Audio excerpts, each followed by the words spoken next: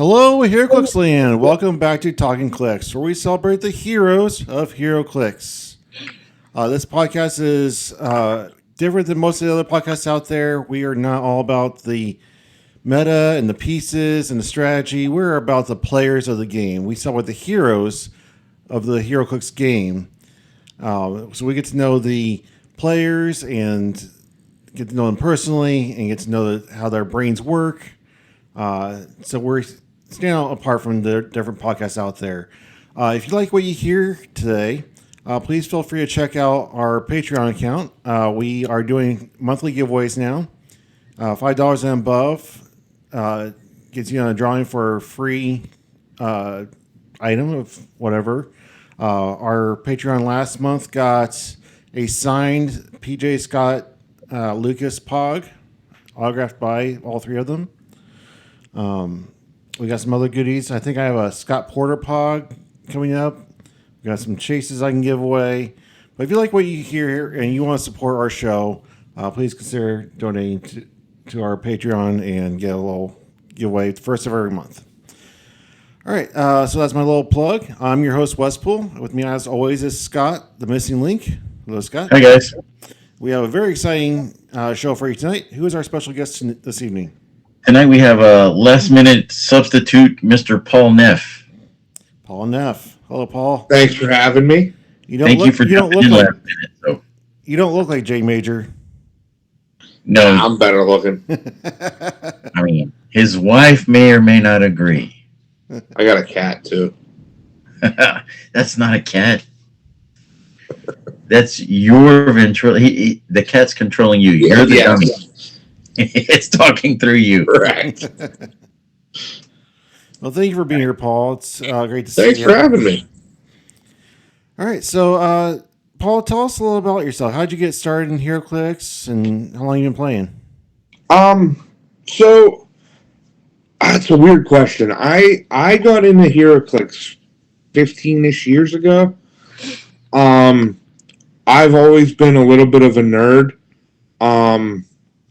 Curiosity too. I bought my house, and up the road there is a local game store called the Geekadrome, and I walked in there one night on a Tuesday, which is the night they play Heroclix, and they were playing it. I started talking to them, and I got into it, and then one of the guys there played at another store, New Dimensions. And I started playing at both places, and I played for a while. And then a lot of the people that I played with kind of, one guy moved away. A couple of them started having families, kids and stuff. I kind of got out of it for a little bit. And then actually not that long ago, just a couple months ago, I was like, I'm going to stop in Geekadrome again, because I still talk to all, the owner and stuff. I still talk to the store. I got into Magic for a little bit, and not as fun as Heroclix, in my opinion. And I started getting back into Heroclix, and it was insane to me how much the game had changed since I had originally started playing, and I'm basically learning a new game. It's just kind of fun. You did attend Red, White, and Clix, and you've only been back in the game for a month or 2 months. And a month ago today, you were at Red, White, and Clix. That's where I met you. Yeah, that was when I originally played. They did not have these kind of things. Worlds was at Origins. I went to Origins. I didn't do very well. I don't even remember if I played in Worlds, to be honest. I played in Teams Worlds. I did okay.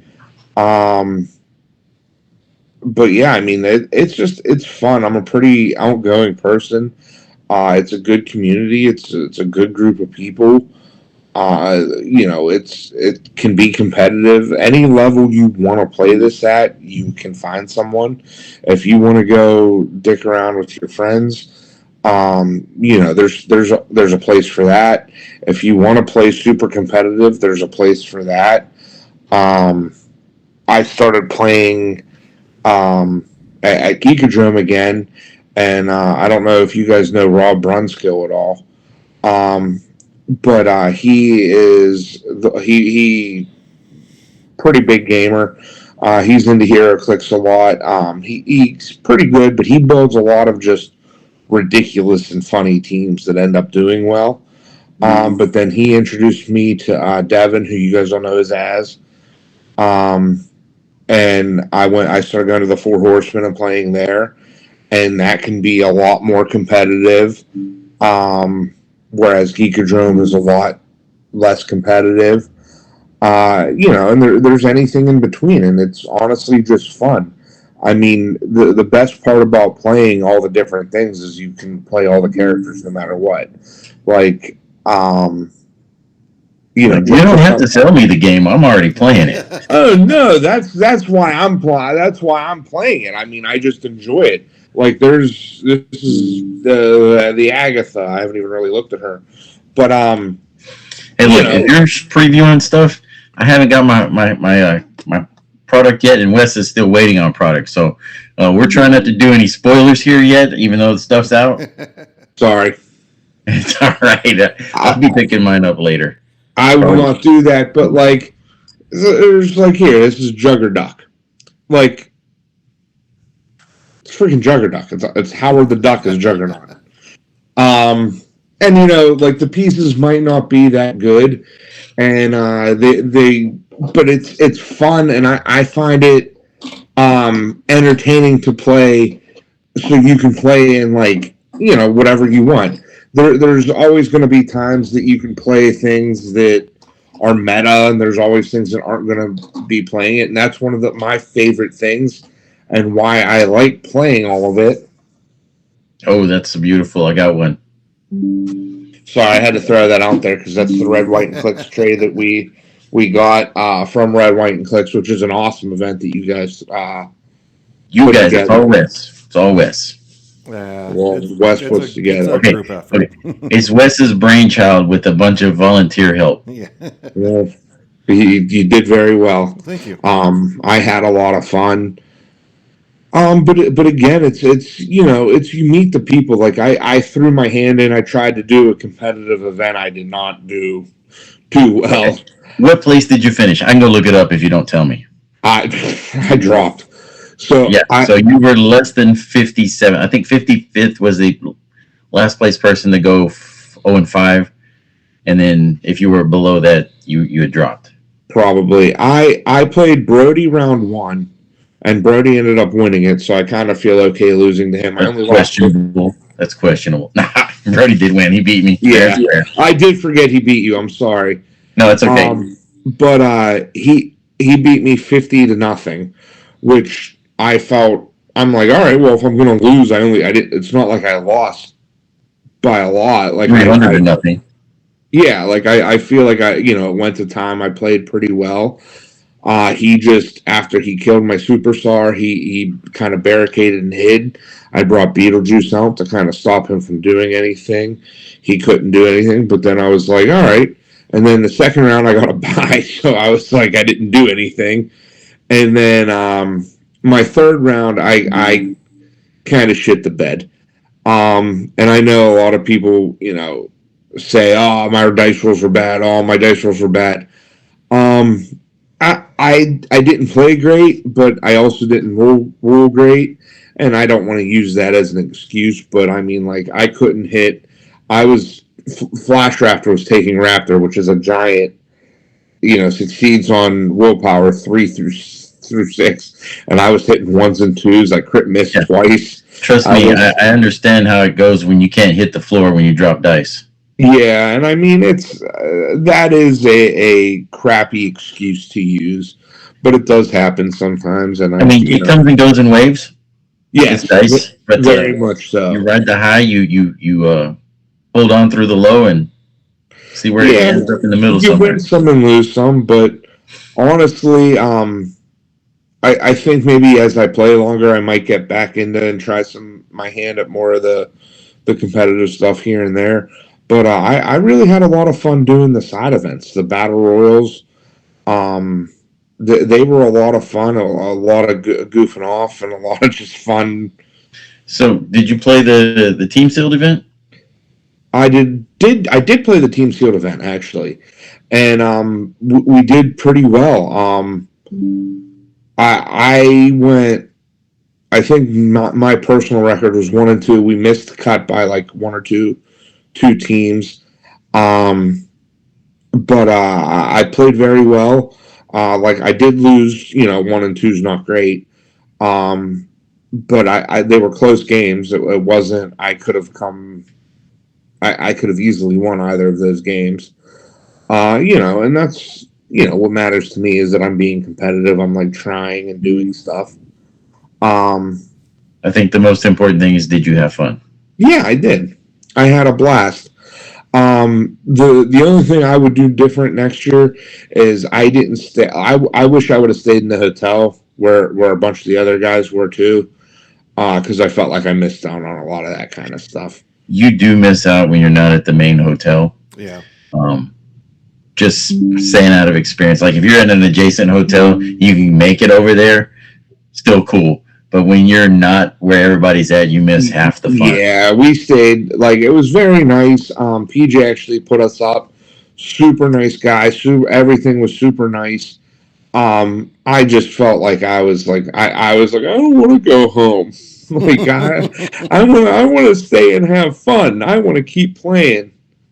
But yeah, I mean that was my first time going to an event since I've been back playing, and it was a blast. I mean, all right, every event was nice. Tell me you're doing states. I am doing states. I would be in trouble if I didn't do states because it's actually at one of my main stores that I play at, Ross Park Mall, Four Horsemen. Az is running it, and then he's doing the one in Morgantown as well for West Virginia. So I'll be playing in Pennsylvania and West Virginia states. Right. Not sure if I'll be traveling anywhere else. I haven't really figured that out yet. So I've kind of taken on a side project for Heroclix. There is a new player, Mr. White. Excuse me, Rick Blair. He's had some questions on Facebook recently about what he should play and this and that. So I reached out to him and I'm like, hey, I would like to give you assistance in building your team and getting your confidence up and whatever he needs help with. He's never played a game of Heroclix before, and he's going to Pennsylvania States. I have talked to this guy. I talked to him as well. I've invited him out to the places that I play, Four Horsemen and Geekerdrum. I know Az has talked to him as well. He seems like a super nice guy. I know the team that he's playing because Az told me. But it's cool. I mean, what other? There's not a lot of events that you can just go and like. I mean, he's not going to the kiddie pool. He's not going to go try and practice at the local store. He's like states. I'm like, yeah, states are really go in with the expectation to try and have fun. And if you can get one win, you can get one win and call it a victory. If you want to know how the environment is and you want to know what competitive play is, jumping in at states, why not? You're going to do it, and that's how you're going to figure it out and find it out. Hopefully he does well and likes it. I hope so, too, because I know states can be kind of sweaty, and jumping in the sweaty... That's just because I'm going to be there? No. There's a bunch of sweaty games going to be there. There may be magic in the background. I don't know. But it can be real sweaty, so don't get discouraged if you don't win. Go there and learn and have a good time. Because even if you are just playing the local levels and you're going to states, it is a totally different scene. Yeah, no. Red, White, and Clix was the first like major. Yeah, major event that I played in. I guess would be ultra competitive.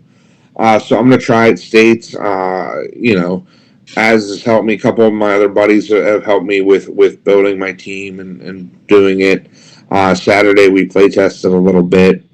I was a little hungover, but my work Christmas party was Friday. So just saying, if you can play hungover, then you're going to be really good at the game. I have that on good authority that if you can play hungover and understand what's going on, I can do pretty much anything hungover.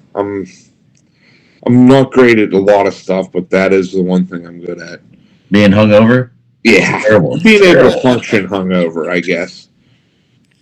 It's terrible being hungover, especially when you got that headache rolling with it. The older I get, the less I want to do it. It takes longer to recoup. Yes, it does. It does. Scott, you look a little different tonight. I have the computer sitting up higher. Yeah, I'm not looking up your nose anymore, as Kenny Meeks It's never. You've never looked up my nose except for that one show where I was on my phone that was resting on my computer, which is even lower. Manny Kings likes to give you crap about the angle of your camera. Yes, he does, but that's fine because I'm like, hey, I got this protein shake box that I need to do something with. I'm either going to burn it. Nope, you know what? I didn't go build me a little platform yet. I'm going to use this protein shake box and see how it feels. I think the height's fine. Maybe a little higher. I don't know. All right, so, Mr. Neff, what is your occupation? I am a service coordinator for a company called Talkn Applied. It's a Japanese company, global company. Air conditioning. Yeah. Talkn Park is where the Astros play. Yeah, yes, it is. Yes, I forgot if I come down, we'll go to a game. All right.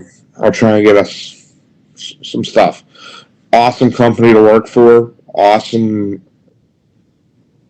people. I feel very fortunate to be where I'm at with work. Wes, you haven't said much tonight. You must be preoccupied with your fantasy football team. Yes, fantasy's pissing me off. Super awesome fantasy football team. I've not done one roster change or anything. You have the bye this week in the toilet bowl section, so you're fine. You don't even have to worry about it. Like you lose 2 more games in your last place. Javonte Williams, I think, did he come back in?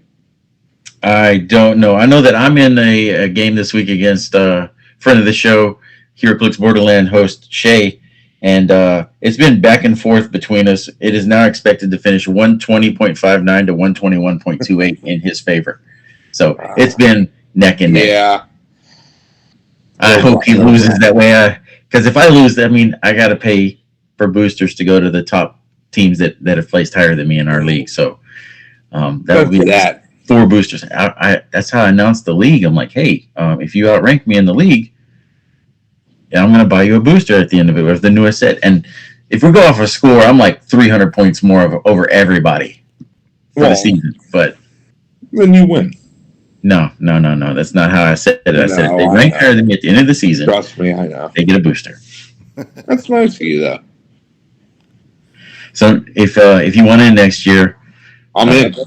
All right. I'm a degenerate gambler, and I love sports, and I will play fantasy football forever. Fantasy football, great. Fantasy baseball, it's a little more. You forget about halfway, and it is a lot of work because you're having to change your rotation every day. I've tried fantasy baseball. I've tried fantasy golf. I just too much. Fantasy NASCAR. I've never done it. I don't know a lot about NASCAR. You don't have to know. It's just like golf. You just pick in this tier level, I'm going to take this guy. I've been trying to figure out a way to do fantasy Heroclix, but I'm not sure exactly how it would work out. So would you put it on the players or the figures? That's what I can't figure out, because I feel like it'd be too easy if you put on the figures to stack the deck one way or the other. But if you put on players, not everybody's going to attend that many events. Like, I don't know if I'm going to get more than one event this year. So it's kind of hard. I feel like you would kind of have to put it on the figures. But if you put it on the figures, I feel like that can just be... It'll be hard to track stats. Like, what are you doing? Hits? How do you know what hits are? You're not tracking every game. And then, I mean, there's going to be 3 figures that are played. Like, Prime Rogue is going to be... she's just going to outplay she would outscore everyone. Because almost everyone's going to have her on her team. Beetlejuice, but does he count? How do you count him in coming from the sideline? Is he more points? Does he score more points on the? It's a whole thing that is out of my brain scale. Somebody way smarter than me needs to figure that one out. I mean, it can be I done. literally just started going through it, and I'm like, "Oh, this is a lot." Yeah. Yeah, because there's at least what 50 to 60 figures in a set, and we had just 6 sets this year plus the Black Panther last year. So you're looking at 400 figures to figure out how to rank, and that's not including iconics and LEs and all the other stuff. Yeah. So how to rank them on their positioning for whatever purposes. I don't think it's possible. So I mean, there's 400 plus people in the NFL. Yeah, it's true. So Paul, how did you hear about Red, White, and Clix? As 100% do you know Ryan Knotson? I know of him. Yeah, it's him and As play. Ryan was going to go as well. He ended up not going. But they were they were kind of talking me into it and like telling me about it, and I was on the fence, and I'm like, because I'm not that good right now. Like it's I overthink a lot of stuff. I don't know what a lot of the parts are. When I started playing, all the sideline stuff is all new to me. Everyone has equipment. It starts off you're already equipped to it. So it was a little bit of an adjustment. I feel like I'm doing okay now. I've made a lot of adjustments. But it's different. So As told me about the Red, White, and Clix. It seemed interesting. I'm usually down for a road trip. I live in Pittsburgh. So Pittsburgh to Indianapolis, it's only like 6 hours. I've gone there for Gen Con. And I was like, hey, I'm in. So I don't think I'm that good, and I finished second place. I mean, I think I'm that good, but then again, I'm like, yeah, I'm really not all that. But I got second place. I had a really good shot at first place, but I was on a nice run. Is a unique creature in that the scale of good versus bad players is almost just a blurred line because, there's a question I like to ask all of our guests about if they are a Matrix or a red dress player, and by that I'm talking about you've obviously seen the Matrix movie, right? Mm-hmm. All right, so there's people that see the code of the Matrix, they see the code of the Heroclix, they know how to play the meta. It's all just a calculation of dice and figures and stats. And then there's the people that just see the red dress. They know the code's there, but they don't really see it. They just see the figures, the characters they like, and they play what they like.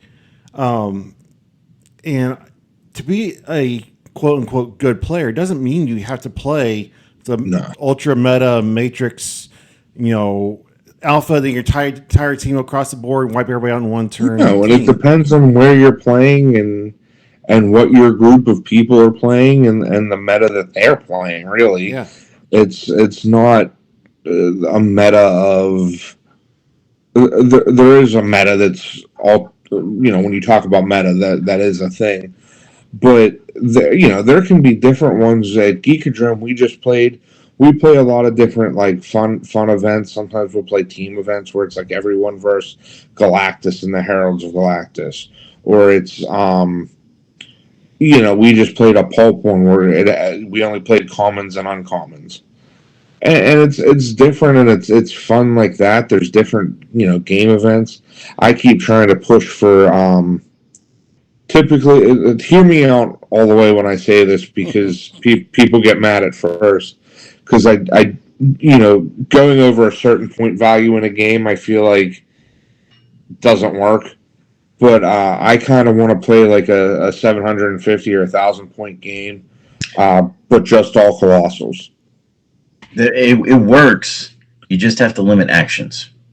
Yes. Yeah. Because we'll do at the end of the year we have a blowout game. This year is going to be 2,025 points of figures released in 2025. That's kind of cool. You're capped at 7 actions. You're not going to get 21 actions or whatever it is. Yeah, you have to do 7. That. Just that way you can play the game and have fun with the game. Now, granted, are you going to bring in like all these little armies and have like half the board filled with figures and trying to go and play a game, it gets a little confusing what's going on. So generally, this is the game where you can bring out the big guns and the big play. And I like that. Here's an idea for a end of the year game since we're ending 2025. Just 25 points or less figures. How many points is the game? 300? Sure. That's still 12 figures. That's a lot going on. Yeah. Minimum 12 figures. All right, so we play on Monday nights, and this coming Monday we're doing our Strange Tales pre-release or release, Okay. whatever. The following week is something that we've done for maybe 15 years, maybe even longer, since I've been hosting the event or at the stores. We call it Zombies. So what we'll do is you'll take 30 figures to your 300-point team, and what I mean by 30 figures, you're going to take generics. So you're going to have your oh my gosh, your guard commands, or come on, what's a generic right now? There's a bunch of them came out in X-Men. I was talking about the generic figures like Smash and Destroy. You can use all your damage control figures. So you put them out on the map. They have no powers that they have on their dial. They'll have basically a nimble, which is a sidestep of 1. Did I freeze again? No. Okay. So you have nimble, you have toughness, and you're immune to poison, and you have precision strike. And if you infect somebody, then they take a click of damage at the beginning, in between the zombie's turn and the player's turn. And if you die due to that zombie infection, you become a zombie. That would be fun. I like all these kind of events. It sounds like it's like, oh man, I'll just run up there with this 300-point juggernaut and start whooping on them. They hit you one time. All they got to do is just keep eating on you. It doesn't matter because it's a time game now. Click, click, click. So, Paul, if you become a consumer of this show on a regular basis, we have a segment that we have pulled off twice now that Scott keeps saying he's going to record more for us, but he has all these genius ideas of casual HeroClix game formats. We call it Casual Corner. And he does these videos and describes exactly how to play them so you can take it to your local venue and play them. So far, he's only made 2, and he's promising more, but life keeps getting in the way. Life is in the way. Life is a thing, it happens. Those are super, super interesting to me. I love goofing off and playing those kind of games. I like being competitive and stuff as well. I do like doing, I like challenging it and playing the game for itself. But, I feel like one of my local store, Geekadrome, I'm starting to build the thing up. Last week I think there was 10 people there, which is a decent amount for us. Thank you. That's a good amount. And I feel like if you can get that many people, and especially as a lot of them aren't experienced players. A lot of them, some of them are newer. Some of them are just coming back for the first time and haven't played in a while. And I feel like having those goofy events and having the team up events, it is a good way to teach everybody mechanics and strategy without just them getting their head kicked in. So I used to do a monthly event where it was a storyline, kind of like you're going through a D&D type campaign, but you're using HeroClix as the base. Yeah. I have 2 different story arcs wrote up, and then I've also made a way to play Clix like Risk. Ooh. And it takes forever. But you got to have the people in line to play it. Yeah, that is... Risk is my favorite board game of all time. I have my own map for the Risk map, but as you're playing the games, you actually go into a HeroClix map and you play your game with your points just like you do in Risk. It's like, oh, you have 5 armies and I have 3 armies. Well, it's 500 versus a 300-point game. I would enjoy that. Certain generals that you have to have as part of you're limited to these guys. It's not like, oh, hey, Star-Lord's going to be part of this group. He can't be part of this group. Yeah. So I have it very well mapped out. It's just to actual play it. I have yet to actually play it. That seems like it would be something right up my alley, to be honest with you. I feel like I would run into the same problem that you run in with like D&D is, well, this person can't play this day, this person can't play this day. Well, you see, Yeah. the way that the risk game format would work, it would be perfect for like Roll20. And if you had a week to play your one game or I mean, it depends on what card you draw also on where you can attack. So if you did it weekly that way, it would be awesome to play a risk version of Heroclix on Roll20 with a group of people. I'm in. So- I'll come down to Houston. No, you ain't got to come to Houston. It can just be online. Have you used Roll20? I'm more of an in-person person. Hey, so am I. But if you're playing this game with people from all over the planet, Yeah, that is it's just easier to do it on Roll20. Personally, very, very. at least the accurate map statement. setup would be awesome that way. I have thought about it, be like, oh, hey, I can actually have somebody make me maps for all these planets as well. I keep at work. We have one of the big I don't even know what they're called. The printers that you can print like plans and stuff out on. Oh, you have one of those giant ones. Yeah, and I keep I keep thinking about trying to make a map on one of them and just printing it out just to see what it's like and see how it goes. But it doesn't. I wouldn't be able to put like the color and everything in it. I don't know how well it would look.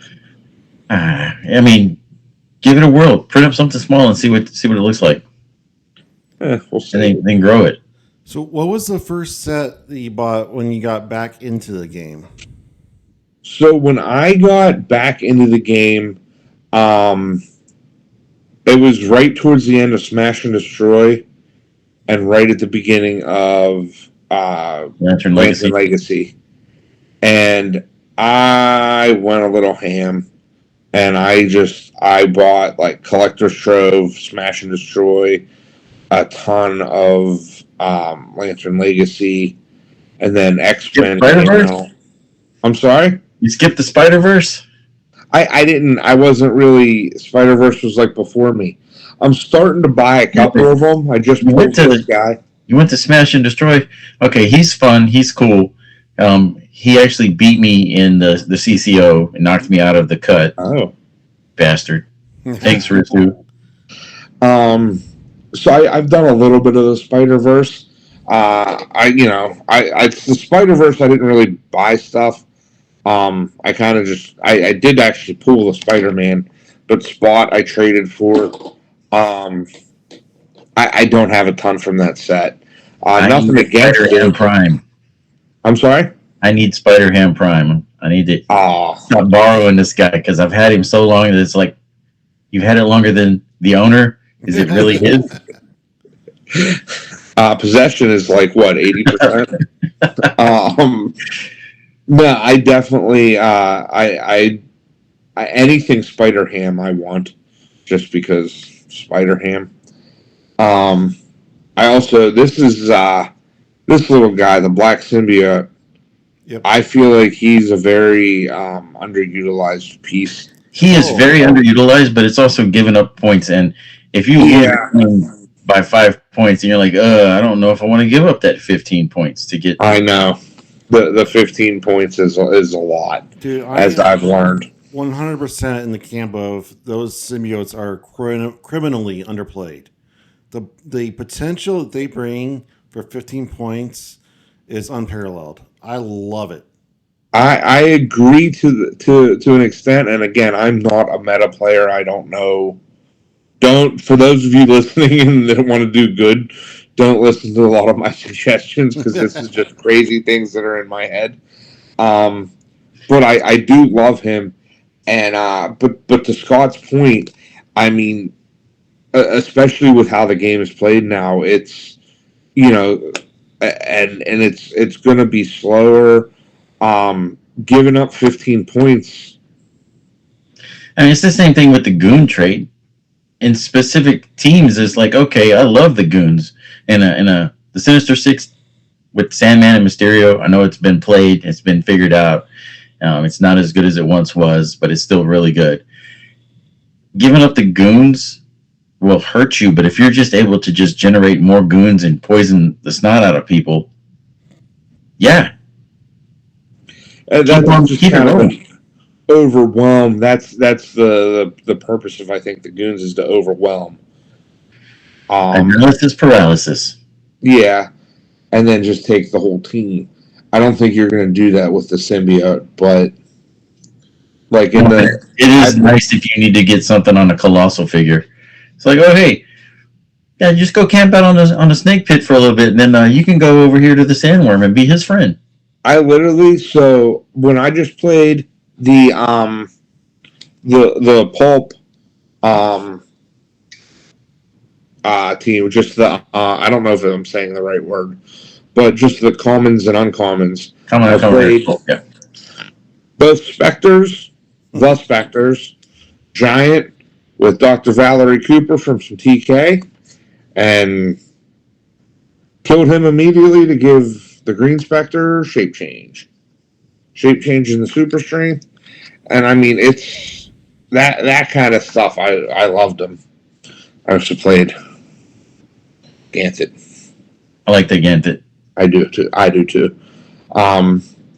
Something along with Clix that I really like, that I know is probably kind of something stupid, but I've noticed they've done it a lot more since I've been back, and I don't know how accurate this is.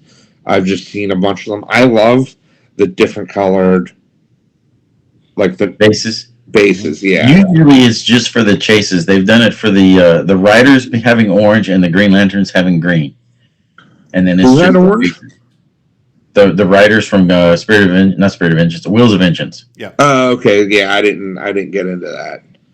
I now I kind of want to though, because the Iconics have different bases sometimes too.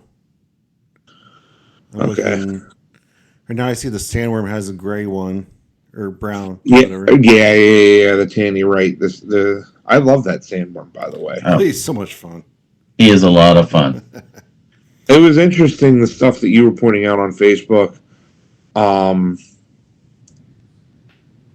I can't even remember, but about the questions. Oh, the pulse waving. So yes, that happened in my game because Wes and I both play tested it one day, and then apparently I played it right and Wes played it wrong, where he's calling him Beetlejuice with the worm. That's not a standard character. But in one of my first games of play, I ran against a Hadari Yao, and I had the head and the body in the range of Hadari Yao to pulse wave with the universal weapon. Blah blah blah. We didn't know how it was going to be ruled, so we said 3 damage from the head, 3 damage from the body, 2 different interactions of damage go to the tail. That will give 2 feedbacks because the tail's not in the range of the pulse wave. So that's how we played it. And then I asked Wes about it, and he posted the question, and Matt answered, said, nope, it's just 1 instance of 6 damage. So I'm like, fortify. Yeah. See you later. Hey, we were consistent with our wording, and then we were wrong. As normal, I'm wrong in 90% of the time. It still baffles me how it can be 1 instance of damage for 6 damage, but it's 2 instances of the it's only 1 instance of feedback. Oh, it's one. Okay. That's what Matt was saying. I was reading that, and then I started reading this, and I went down like no pun intended, but I went down a wormhole, and I was like, this is. I feel like I'm a physic.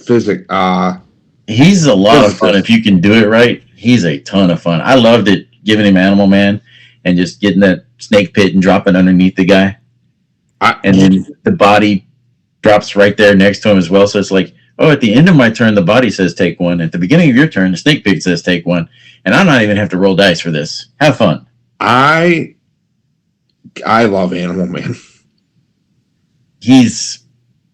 He's going to be, if not number 1, number 2 to Ares in most outside of Ares and the herb, he'll be number 3. How's that? Yeah, fair. Very well balanced. So where he's super meta, but not broken. It's 10 points to give so many things. And you can give them to the giants. I'm pretty sure, can you give them to a colossal? Yep. Yeah, That's awesome. because you're not equipping him. It's absurd. All right. My next question. I see that you have Heroclix readily available around you. So obviously you mess with Heroclix when you're home. I do. How much time would you say you spend a week on HC units? Oh, that's a good question. Would you like to keep that quiet in case work's listening? No, work is fine. More than I should. Well, a lot. A lot. It is. Okay, so are you building teams? Are you researching meta? Have you gone into the one where you can create your own figures? I have not done the create your own figures. That is a rabbit hole that once you go down it, you're not climbing out of it. Okay. Yeah, Does it have the formula where you get it generates the points for the figure that you're trying to build? Which I feel like if you could recreate that, it would make people understand on what actually goes into a dial. But then again, I don't think Wizkids understands their own formula because you have the Phoenix Pog for 10 points that gives the Phoenix Mastermind, gives everybody the keyword after the game is on the map. And then it has team points, leadership, and barrier. When you have the Manifold Pog, it has stealth built in. It has a movement of a 10, so it's 2 higher than the Phoenix Pog. It's got phase and teleport. I think it's a flyer. And there's Copycat with everything. 15 points. Okay, I'm just saying the Manifold has almost identical stats to what the Phoenix Pog has. Yeah. It is 25 points, and the Phoenix Pog is 10. The Phoenix is on every meta team I've ever tried to play. Well, I don't own one, so... I don't own one either. I made a little proxy at the house where we played and be like, oh, hey, this is for us to practice with because you might see this at States. Here you go. Thanks, Zala, for bringing in everything. As has all the competitive pieces.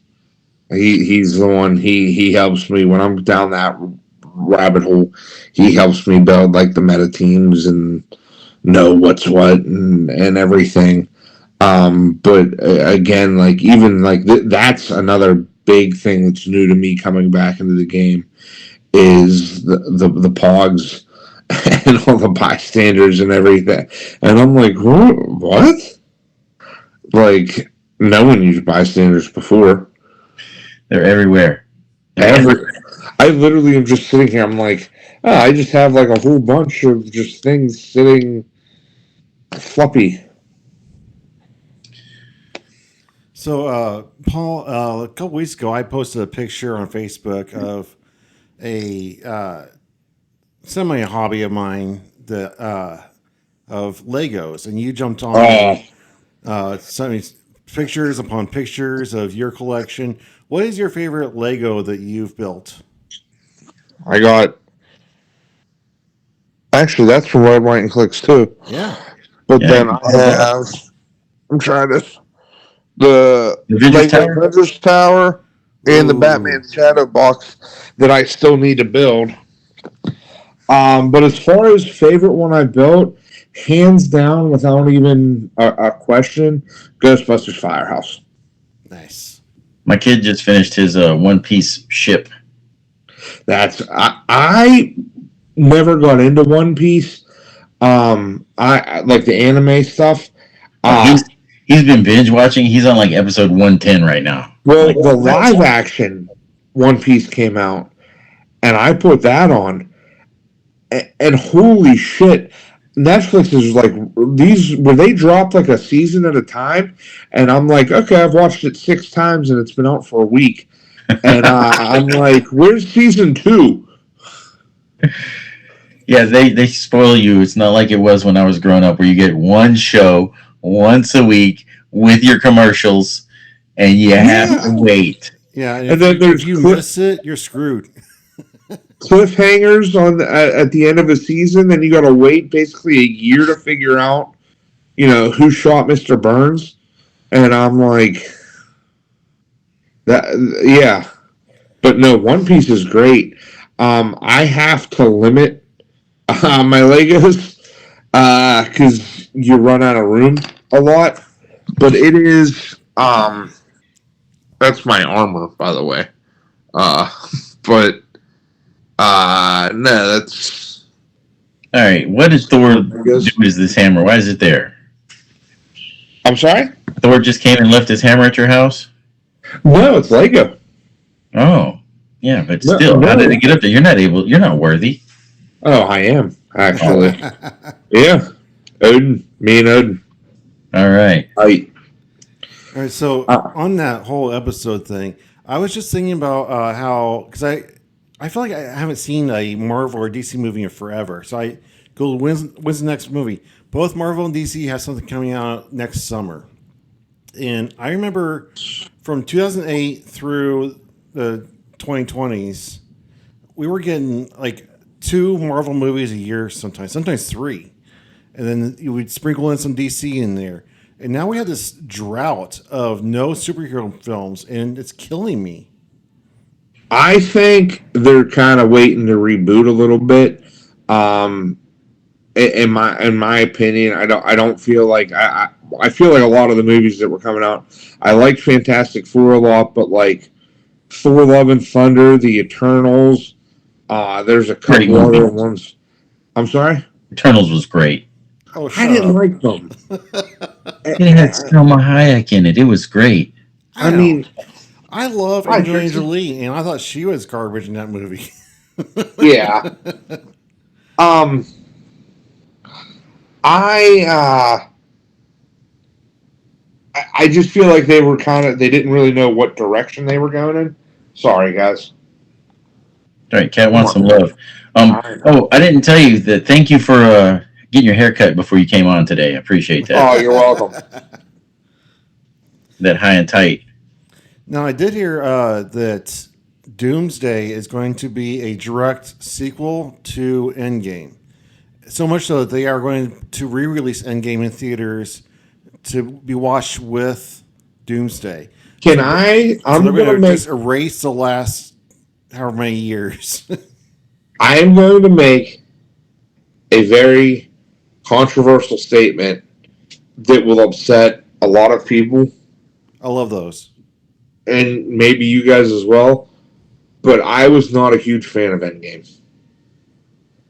I didn't think it was that great of a movie. I loved Infinity War. Infinity War, I thought, was one of the best movies of all time. Like the end fight scene in Endgame, yeah, it was cool and everything. But overall, as a movie, I did It not had care holes. for it It had very big holes. Yeah. a lot. Anytime I'm that you happy resort with- to just Time travel time to fix it. travel to fix everything, you kind of lose me a little bit. All right, I'm very happy to hear other people agree with that. No, Um, visually, it was appealing. Story wise, it left gaps. The emotional impact in those last few scenes with Cap picking up Mjolnir and Tony Stark, spoiler alert, but Tony Stark dying, those emotional impacts carry the movie for most part, and the rest of it was just kind of, it was there, like it. Yeah, there was some plot holes. did I screw my computer up? Yep, you're sideways. Now you're upside down. Oh, there you There go. you It looked like you were in a washing machine for a second. All the spin. Sorry. Well, I kept getting issues. My phone was about to die, and then I'm like, okay. And then she just literally does whatever she wants to do. As I mean, cats do. you're her pet. I basically. Sorry, Got a nice image of your sorry about all thermostat now, that. too. I'm sorry.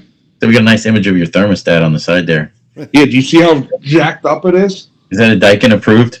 No, that is Paul's thermostat broke when he had like 8 beers in him and had to run to Home Depot, get a thermostat, and hang up a thermostat as like reprogrammed it and put it in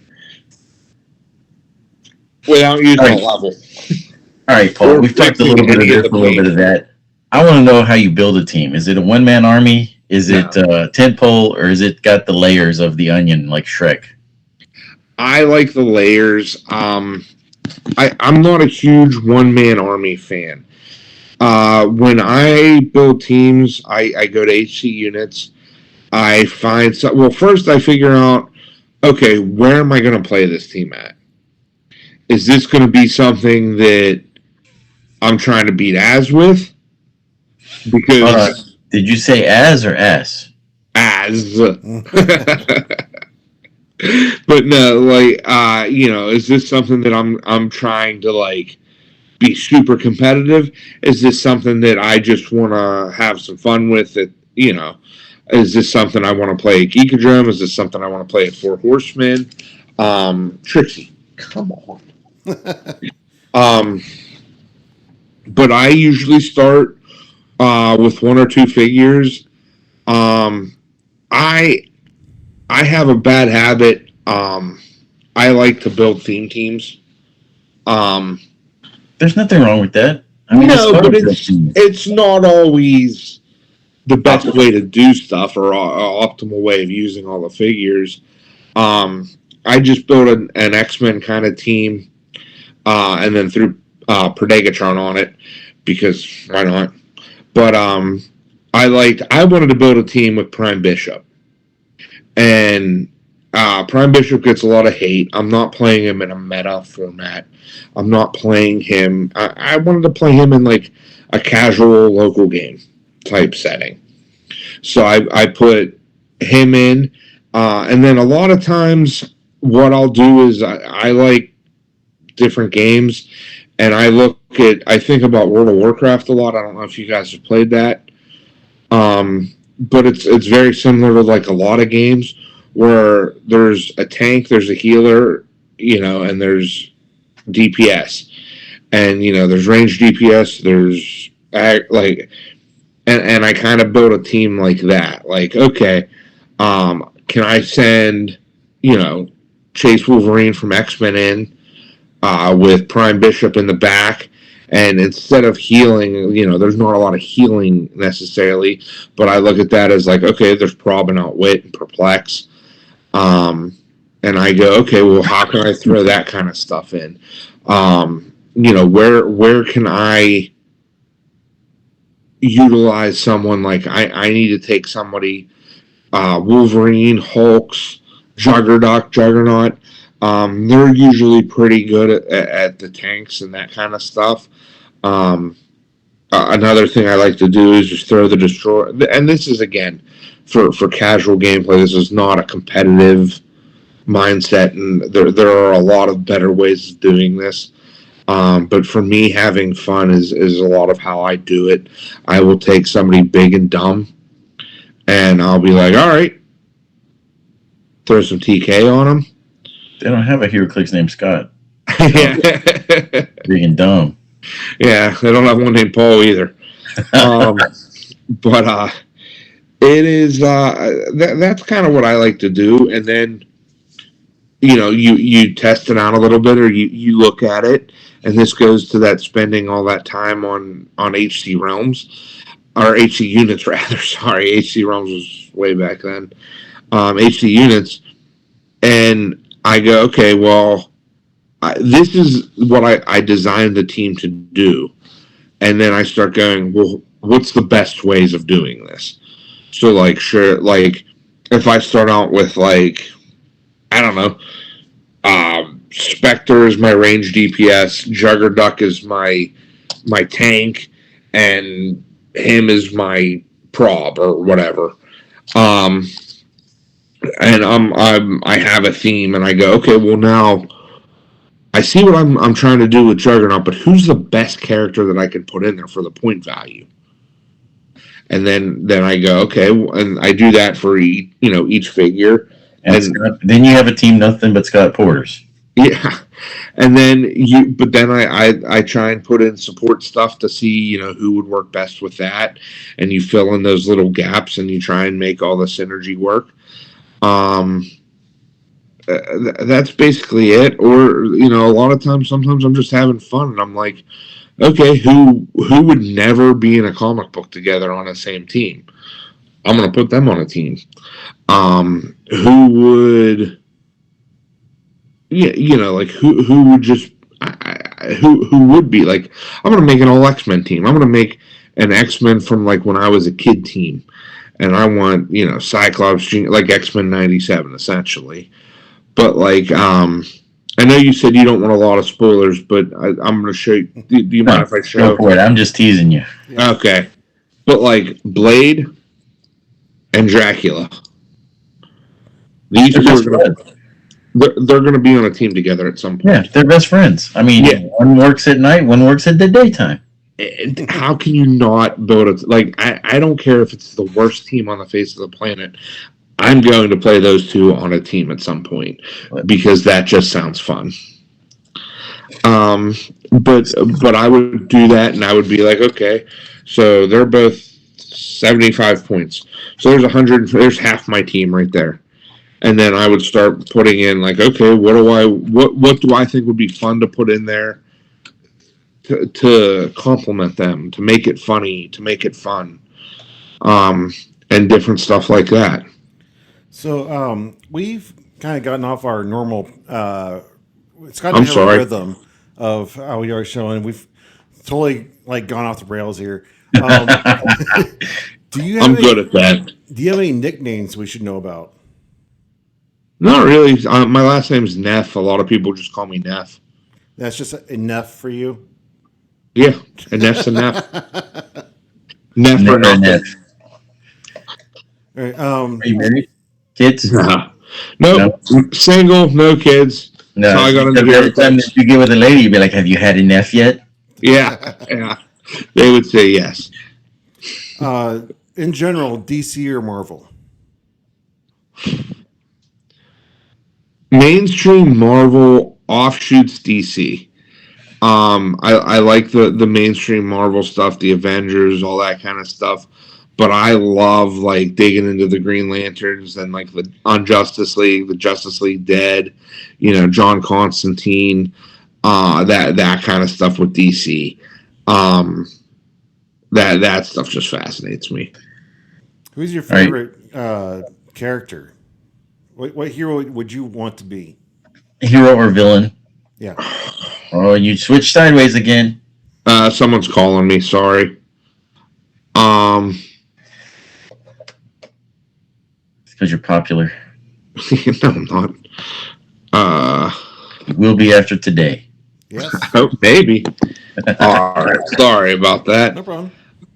So it's hard for me when you say who's your favorite character or who would you rather be, because I feel like if I was going to be a character, it would be the Hulk or Wolverine, and I know that's derivative, but I'm a very nice, calm person, and then I start driving and I will murder literally everyone. You got the road rage. I do, and it's the rage builds up, and I'm just like, All right. Is there a way to open the booster properly? top. I'm a top. You're a top guy? person. Yeah. I didn't even know that was a thing. No, it's something that Wes and I have been trying to build up. It's the top. I wish I had a booster. It's the top rip open. So you're not even taking the plastic. You're just ripping the back of it out right here. Oh no! I ripped the top part off. So you fight the two pieces of tape. So, well, I mean, I'm an adult with adult strength. So I just go in right here and rip the top off, and then I rip the edges off. So I have that nice little pull right there. Yeah. Wes struggles with tape, so or is it just the tape on the plastic that you struggle with? Do you have a nemesis in Heroclix?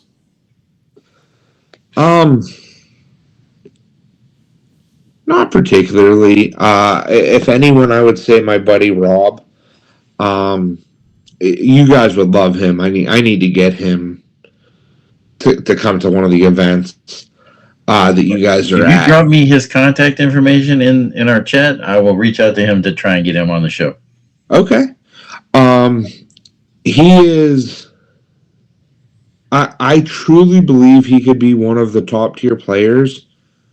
But he likes to have fun with it, and he'll build a team with like Two-Face. Love Two-Face. Love the Riddler. There used to be a Riddler that would be like, oh, you're going to roll an odd number, and then, oh, you're Technesis. Because I wish I could remember his team, but he had the Indigo Battery, Two-Face, two Moriartys from the Sherlock Holmes. I can't. It was just a fun, but they're good teams. Yeah, it's a very annoying. Well, is it going to win Worlds? No, but it's going to be competitive. It's going to have a good time. Yeah, it's going to be fun. It's going to piss people off. Usually me. That's a common misconception, I think, in Heroclix. Well, and just in games in general, that you have to win to have fun. And that, especially in Heroclix, that is not a true statement, I think. No, it is not. You don't. Building some of the teams and pulling off different things with different teams is a lot of fun in its own right. Winning a match or two, and it's it is fun to win. It is fun to win, even just like your local thing. But a lot of times it's fun just to bring in and play things that you just want to see happen.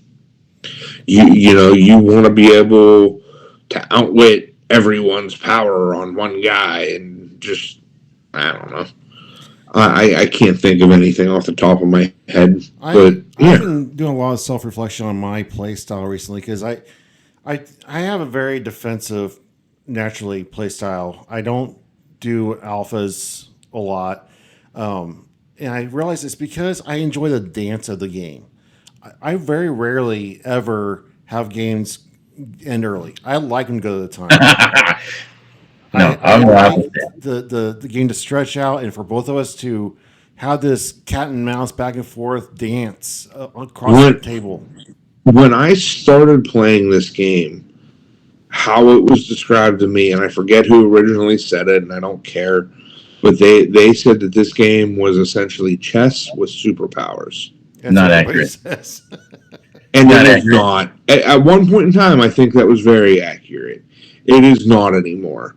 It's on a gridded map. That's about the only thing it has in common with it. You have to worry about placement, which is a very, very, very important element of the game, like chess. But I'm not rolling dice to have my bishop take your pawn. No, and it is different, especially nowadays with the alphas, with the sidelines, the game has changed a lot.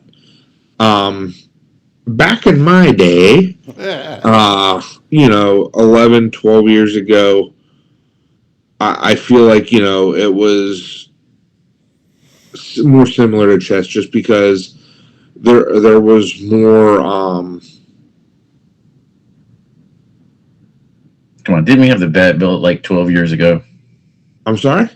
Didn't we have like the bat belt and the Infinity Gauntlet? Yeah. That was horrible. Yeah, that was when stuff started. The belt was horrible. The gauntlet was fine because it was 40 points. I remember, I guess the more I think about it, you're kind of right. I guess it isn't. It was never really chess with superpowers. I just kind of like that saying. But you're right, I guess, because I was trying to even think back then. Before the cards, it was kind of like chess with superpowers, but you still have the dice rolls, and I've never had to roll the dice for my bishop to take your pawn. Yeah, you're not wrong. Way too literally. I think it's just a matter of that is the level of strategy you need to think about. That chess is kind of the standard for high level strategy thinking, planning your move 10 moves ahead, and that's there is a lot of that in Heroclix, but I think Heroclix is a little bit more in depth than chess. Because chess, you know what pieces you have, you know what pieces the opponent has. It's a mirror match on a flat board, no terrain. And yeah, in a 300-point game here, we don't even know what map we're playing on. What we don't know. I get it where the phrase came from, but I mean, chess with superpowers on crack, maybe. If you've never done crack, don't do it. Yeah, no, I get that. That is accurate. It's the more I think about it, I'm pissed because I like saying that, and I'm probably still gonna because I like it. All right, so are you more of an aggressive or defensive player? Aggressive. Definitely aggressive. I have a hard time starting out nowadays with the smaller maps. I don't always know my first move if I don't have full map reach. But I am definitely more of an aggressive. I want to attack. It probably will end up costing. It probably has cost me games. Even the one going against Brody when he took my superstar and then he played defensively after I brought Beetlejuice out, and I was still like, nope, let's see how I can kill something. And are you killing yourself with the attrition from Beetlejuice? Yes, it's just me. I want to attack. I want to attack. I don't want to just kill 10 points and then hide. Yeah. No, I like to still play the game in the lead or in the back seat. I want to try and still play a game. I mean, we're there to play a game, right? It's how it should be, I think.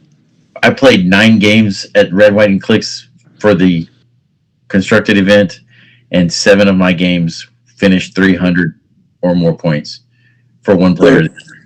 So only 2 games went to time. I could say 3 games went to time because I had Spirit of Vengeance pilots out on the map from one of my games, but I killed Spirit of Vengeance, so I was at my 300 points.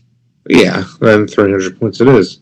And that's fun. That's what I like. I don't like, I get, even like sports, like I get so mad and like it's a tie. Thanks, Cowboys. The NFL, and I'm like, okay, so what? You're up 14 points, and you're just going to run the ball and not try and keep that lead, like cushion that, like for it hurts my fantasy team. I need Jackson Smith and Jigba to get more. Yeah, I want to see like somebody get 6 touchdowns, like Lawrence Taylor just did. I want to see the crazy stuff. Taylor, LT's been retired for a while. What the hell's the Jags quarterback's name? Yeah, I can't think of his name off the top of my head. Oh my god. Yep, brain fart, cricket sound. But you know what I mean. I know exactly what you mean. Now you gotta make me go find this guy. Yeah, I'm literally losing my mind, and I can't go on my phone to find it. You are trying to think of a name of somebody or something, and you can't think of it. It's like it drives you insane until you find it.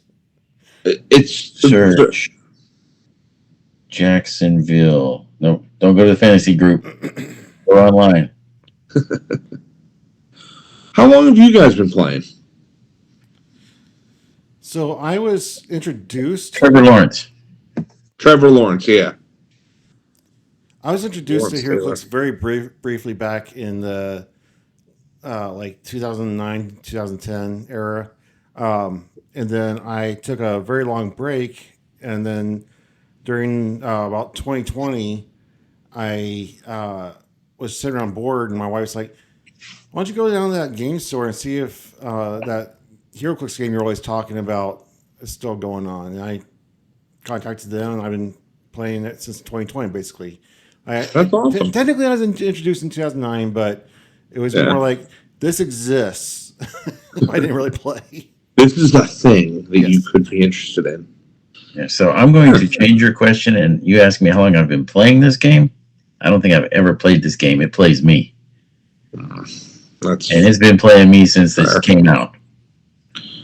Yeah. So my final question for we move on to the next segment, unless Scott has anything else, No. is one of my biggest puzzles in HeroClix is the disconnect between paper, like HC units, and actual practicing on the board. Oh, Where I build a team and I'm going, this is unbelievably meta. Nobody can beat this. And I go out and it's get unstoppable. smashed. It's unstoppable. This team it's unbeatable. I'm going to destroy everyone with this team, These and things. then you go and get wiped. These things. It's not just a dice system. It's not. It isn't. It's not just the dice. It's sometimes it's positioning, obviously, but you gotta have. If you have it's the positioning. worst dice rolls, you still have a way to win the game because you have positioning, you have poisons, you have outwits, you have things you can still do. Well, listen, Right. it's like playing cards. I'll say this to the day I die. I'd rather be lucky than good, because if I'm lucky, there ain't shit you're gonna do about it. Yep. You know what I mean? If you, yeah, and that's gonna happen sometimes. But at the same time, there's a reason. How often are you guys in the top tier? You know, Scott's top Very. tier. I'm not. I am. Look, I have not made a game. Okay, I've traveled to the games in Texas, and I have not made cut at an event in Texas in multiple years now. I am like, really? why? Why can I not make the cut? I'm 2-3, like states last year, CCOs. I think the Have you last tried one being was better? like 2021. Get good, Scott. What? Uh-huh. Get good. I know. Get good, scrub. Yeah, I said, have you tried being better? I try. I think about it a lot, and I can find ways to get there, but it just never doesn't happen. Look, Scott, you came to It the will. Run Clicks, played in a 63-person event, and you lost to a clock. It'd be like that, Essentially. yo. It'd be like that. You lost to a clock. But it blows my mind how why the discrepancy is. I think it's because I'm bad at rating people. I think I know what you're going to do and how you're going to do it on paper, and then and you make your turn. I'm like, yeah, I didn't plan for that at all. Yes. I'm bad at reading the cards half the time. I'm like, oh, Wait, we gotta this read? is how this works. And then you show up and someone's like, yeah, it doesn't work like that. And I'm like, huh. So recently, it was pointed out to me that I can outwit a power. I'm just going to use the game, for example, that I've played. Rogue Prime was fighting a Sinister Syndicate team, and she runs across the map, and she does her fun stuff of like, oh, hey, run over here, hit somebody. Mm-hmm. I move, I get to make an attack after resolutions, but I got outwit I'm going to do first because it's after resolutions whenever I want. It doesn't say I have to do it right now. No. I'm going to outwit Sandman's exploit weakness. Sandman doesn't have exploit weakness. Doesn't have access to exploit weakness. I'm going to outwit exploit weakness. Because the way outwit reads, take away a power on the PAC or special ability on their card. Special power on their card. Yeah. So she just gets this power that she picked out of thin air and slaps Sandman for 6 damage. That's dumb. It is dumb. That is She's dumb. borrowing That's rude. power that he does not have access to. So what is she borrowing it from? Her imagination? Yeah, Yeah. that needs to be fixed. Yeah, I don't like that at all. I mean, I understand if you're taking something you have access to anywhere on your dial, but just to be like, meh, thank you, Spider-Bot. I'm going to use Pulse Wave now. Yeah, that's not right, in my opinion. I Yeah. think that should be changed. So that was my soapbox. I hated it. I'm like, I understand it, but I disagree with it because I got to have access to There's it. a lot of that. It's just, ugh. But even I missed because I really like Prime Bishop, and I missed the part where he reduces damage to 0, reduces Yes. range damage, so he can still take penetrating or stuff that can't be reduced, precision. He still takes, so he I mean, it's a giant flaw in that. Okay, I got one other thing that I want to discuss about rogue that can't be chosen, and I feel like the Heroclix community as a whole went bonkers because there's no word choose in anything. Okay, yes, y'all, you remember? Yep. Read your trick arrow cards. They all say choose. Yes. No, certain ones. All of them in the DC set with the boxing glove say choose. Okay, the Deadpool one. There's one in the Deadpool one. All right, so, choose a hit target. Instead of this, do this. Choose. I'm like, choose is in the game. It's just not in the rule book. For anybody that's actually watching this instead of listening to it, I don't know what happened to the screen, but your faces are smushed, and I don't know what happened. So you guys are very short right now. I wish mine would be smushed. So yeah, but yeah, there's. I don't know what you did, Wes, but thanks. The Deadpool trick arrows do not have choose. Well, one of them I think does. That's just one of those technical loopholes that people know. The sky is falling. I don't know. The sky's already fallen. Just something's fallen. All right, are you ready to start your questionnaire, Wes?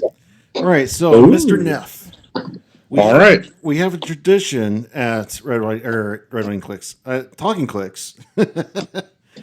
Get my show right. All right, at Talkn Clix we have a Clix questionnaire. You've been involved in the game off and on for a very long time. We've been talking to you for an hour and 16 minutes at this point.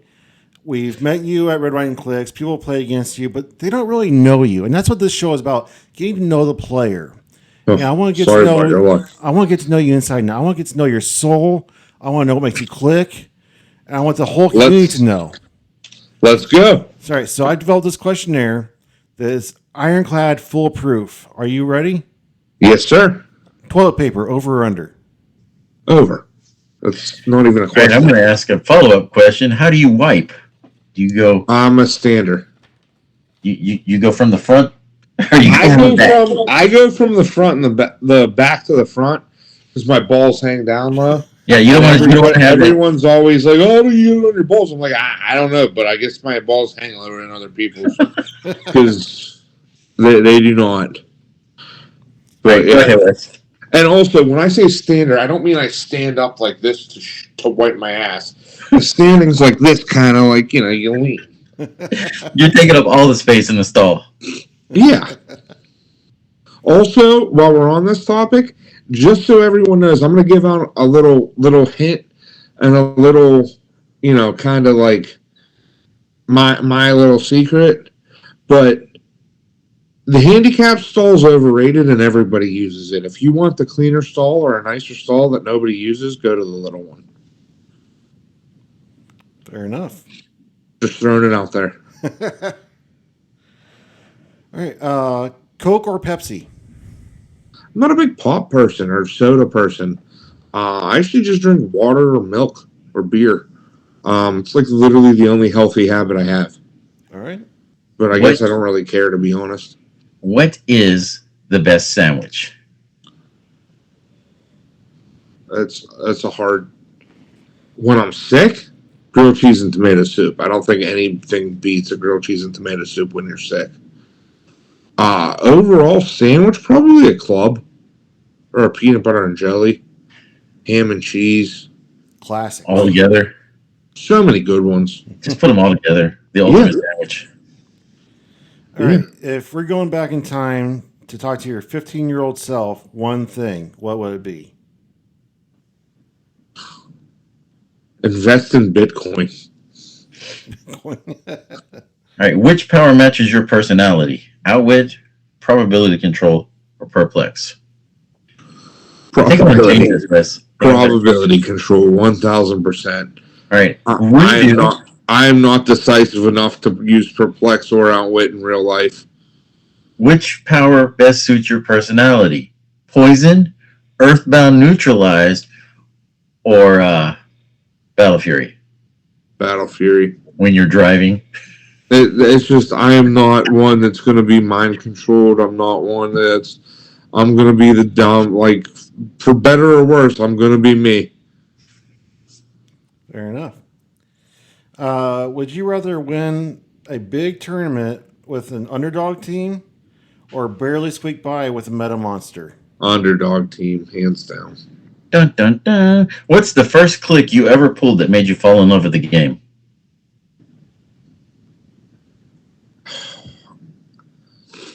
Honestly, I don't remember offhand. I don't even remember what clicks I started with way back when.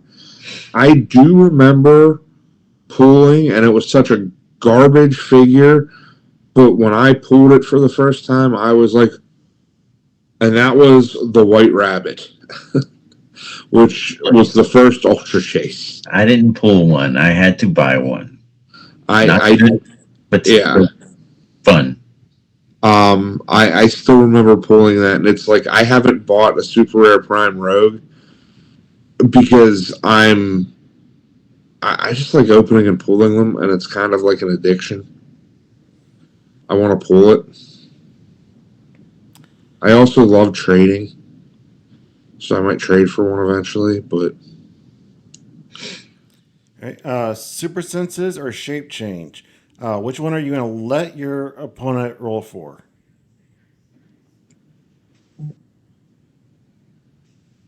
super senses. That way like you get to attack. What? That way you at least get to make the attack. Yeah, and if you're gonna nimble and dodge it, fine. But I don't like this. Good hit says you don't get super senses, so just saying that's the better choice. Do you talk to your dice or figures? And be honest. Yeah. Yeah? Yeah. Who doesn't talk to those? I do Really? not. You don't talk to your dice? I don't talk to my figures, but I absolutely. All right, dice, come on. All right, if baby. they do great, they get to ride home in the prison wallet.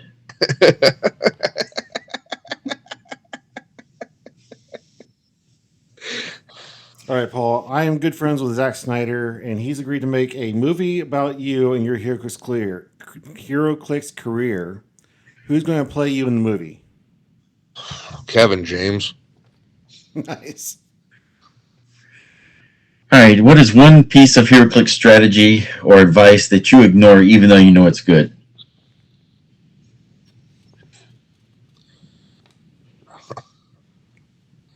Oh, there's so many. Usually a lot of stuff Az tells me. And I'm just like, no, I think this figure will be better, and it's just gonna do it my way, Az. Yeah. It's not. I'm usually wrong. Well, not usually. I'm pretty much always wrong. What is your most used phrase at the table? Fuck. Fuck. What is the last fucked up shit? What's the last TV show you binge watched? Literally, I just binge watched the original Dragon Ball, and I am starting Dragon Ball Z. I did start it, but I'm doing Dragon Ball Z Kai because everyone said it was like abbreviated, and I feel like it cuts out way too much stuff. But I don't know. I'm watching it. They just got the Namek. All right. Do you have a motivational song or a speech that you listen to before a big event? I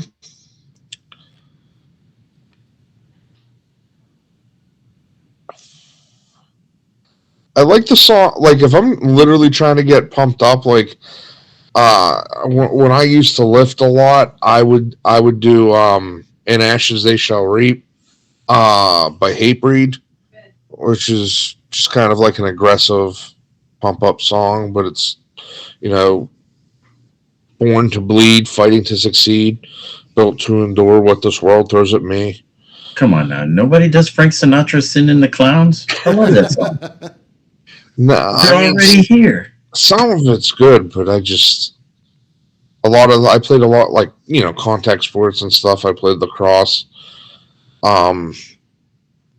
many pounds ago, but that was always the fun when you just wanted something loud and aggressive and kind of angry, in my head at least. All right. Would you rather hear, smell, or taste colors? taste. All right. I feel like you kind of do. What's that? It's like you do taste. I don't. No, you taste what you see. Yeah. But if you could not see, could you taste them? Yeah, taste. I'd want to be able to taste stuff still. I'm fat. All right. So the final question on the Clix questionnaire. I have a scientifically proven theory. Well, I guess not scientifically proven. I have a theory that It is proven. It's been proven once. I've seen the man today that did it. The entire Heroclix community is telepathically interconnected, and that if Scott concentrates hard enough, he can transmit a thought to you. So he's going to think of a 3-digit number. Okay, it's going to be a whole number, no decimals. The first digit is larger than the second, and it is an even number. What number is he thinking of? I immediately had 721 in my head, but then you said even number, and I'm going to go with 680. Incorrect, sir. Oh, What was it? no, Can't tell say. you. Can't say. The next guy is going to get a Try shot. one more time. Try one more time. Tell me what it is, Scott. Oh, no, I still can't tell you. No, he's got. I mean, in my head, Think like- about it. 542. No. Oh, well, we'll get one of these days. All right, Paul Neff, you survived the hot seat. You went through the gauntlet of questions, and now the whole Heroclix community knows you inside, and they know what makes you click. How does it feel? It feels really good. I really, in all seriousness, it was really nice meeting, both of you. When Scott reached out to ask if I wanted to do this at some point in time, I was really excited. I've never been on a podcast before, so sorry if I screwed it up, like letting my phone die. It'd be like that, yo. It'd be like that. But I mean, no, it's you guys are doing great. You're doing great things for the community, and I appreciate it. And thank you for letting me be a part of it. No, Well, thank you for being flexible to join us last minute. Yeah. Anytime. We call this a Heroclix community because it truly is a community. I mean, Yeah. everything that happens within Heroclix is part of a larger picture that requires multiple people to pull off. And what's one of the things I think makes Heroclix stand out from other games, other hobbies, is the interconnected community of it all. Like, we are all basically a family. Like, for me, it feels very similar to when I was in the military. That's part of what draws me into this game, is that sense of camaraderie that exists in a very silly game, really. But, we've met once, and I feel like we're friends, We are friends, yeah. For sure, Scott. You as well. I mean, it is. You get that connection with people, and it's a very inviting community at that. It's an inviting family, however you want to put it. You meet people, and you're just like, "Hey, how's it going?" Like, we're friends now. That's great. And so you still consider me a friend, even though I played Beetlejuice main board? Yeah, I don't, dude. You do you. People think that it's bad. Did Wizkids make it? Is it an option for everyone? Yes, but they also made Felix Faust and the D20. They've made lots of stuff. But hey, people are gonna play it. They make it. People are gonna play it. That's all there is to it. Can't be mad at someone for playing part of the game. If you build it, they will come. Exactly. Field of Dreams. Kevin Costner. Love it. So, Paul, do you plan on coming back to Red Riding Clix next year? I do. And what is your goal to as far as where you want to finish in the tournament next year? I would like to get a win. to be honest, I really would. I was upset that I didn't get. I mean, I guess technically I got one. You got a bye victory. You beat that bye up.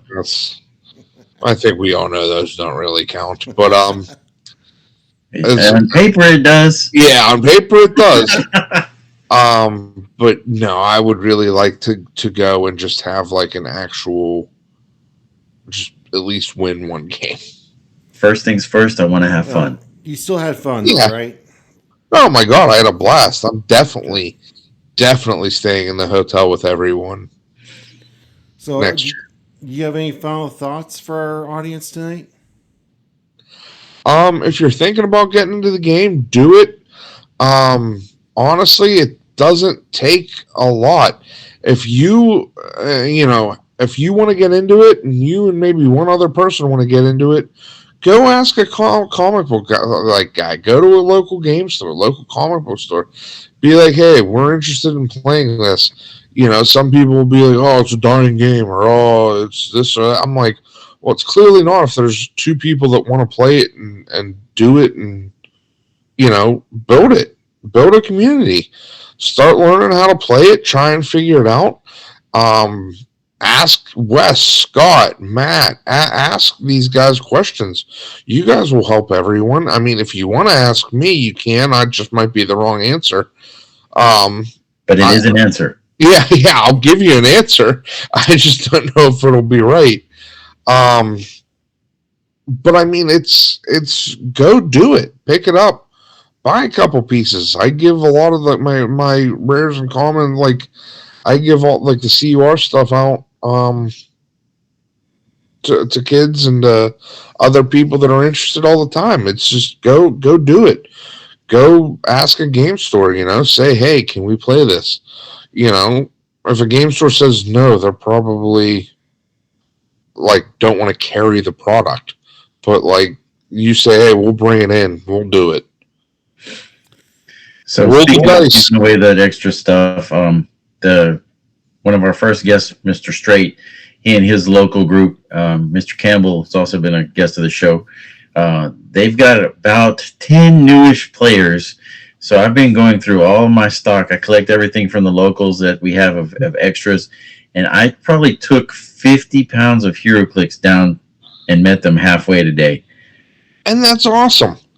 That's what I'm saying. It's such a good community. I even organized it to where it's like everyone has the same amount of commons and uncommons and rares and put them in nice boxes for them and made sure that everything had cards. Scott, you put way too much thought and work into that. Yeah, it's about 12 hours over a weekend. It's the way to do it. And that's very nice of you. It's going to have those guys like, oh, wow, I got a devil dinosaur and moon girl. Wow, what is this? Hot trash. It's really good. Is there a Squirrel Girl figure? Yeah. Yes, there's been two. Is she any good? No. The legacy card was okay. The one from Deadpool X-Force, she's fun. They need to make an awesome, just like Chase Squirrel Girl figure. That'll be the best figure ever. My final thought, be the light. Be the light. So what does Hakuna Matata mean to you? Don't worry, happy. So that's been your catchphrase since the show started. What I always wonder, Not quite since the show started. What exactly does it mean to you? By the way, The Lion King is not the best Disney movie out of the 90s. That would be Aladdin. 100%. But Hakuna Matata is just be good to yourself, be good to others. It doesn't matter what's going on around you. The world's on fire. Get over it. It's on fire for everybody else too. So thank you so much for being here, Paul. Thank you guys. Thank you for everything you do for the community, and thank you for having me. Thank you for showing us the last minute and for coming all the way out from Pennsylvania for Red, White, and Clix, and just for being the joy of a person that you are. And I'm glad that the community's gotten to know you a little bit better. I'm something. Thank you. So for my final thought is, as always, we're all pieces on the board trying to get through this game called life. So just be kind to one another. And as always, keep on Clixing. Have a good night. Absolutely. Thank you, guys. Good night. Have a good night. Night.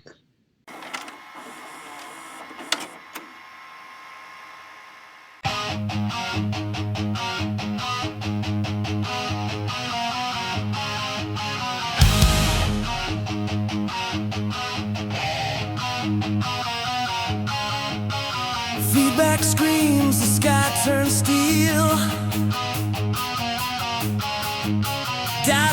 table, the thunder's real. Neon flashes, crowd leans in.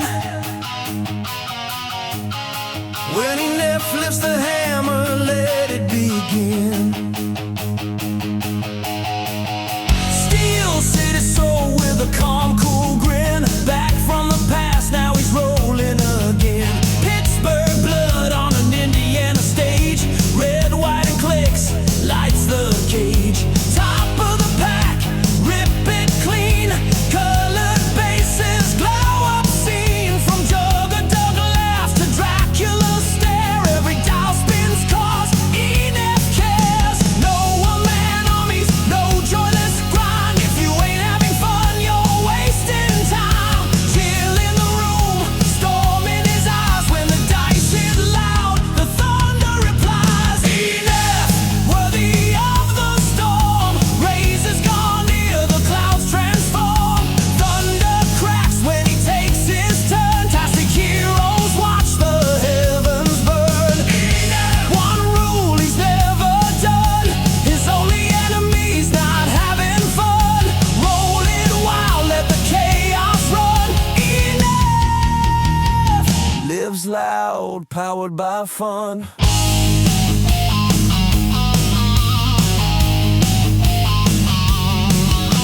Wespool plotting the master plan. Missing links, sees lines no one else can. Friends at the table, laughs collide. Every road feels electrified. Hangover heavy, still sharp and steady. Dice don't wait, so Neff's ready. HC units glowing deep in the night.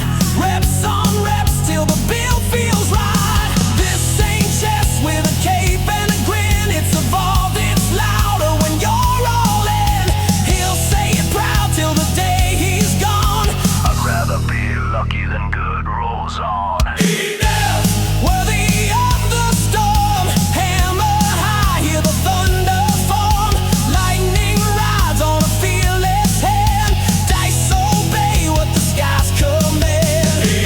Crowd screams, enough! But he just laughs, says never enough. If the table's alive and the night's still young, Neff already won. Cats at home, Lego walls, firehouse stacked till the ceiling calls. Hot take spark, he'll stand his ground. End game fell flat, say it out loud. Calm till the road turns red and tide, and the thunder roars in the traffic fight. Hey!